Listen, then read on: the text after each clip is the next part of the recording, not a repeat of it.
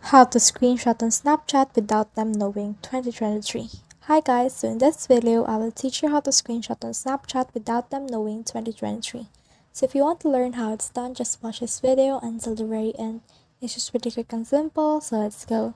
So to do that, what you need to do is to just head over to your chat with friend, and then from in there just open the chat and then head over to your control center, turn on the airplane mode and disable the mobile data or Wi-Fi, and then from in there you can now take a screenshot.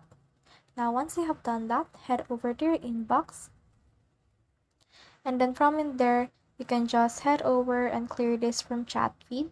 Click on chat settings, click on clear from chat feed and click on clear. Now it has been cleared, so what you can do next is to turn on Wi-Fi and turn off airplane mode, and then just wait for your device to connect to Wi-Fi. Then refresh your inbox right here, and then head over again to your chat with friend. And as you can see, it will not open or it will not present the screenshot button just right here. As you can see, there's just deliver. So that's the whole process. I hope this video helped you to take a screenshot on Snapchat without them knowing. If you have questions or comments, kindly put in the comment section below. And if not, don't forget to subscribe and like. Thanks.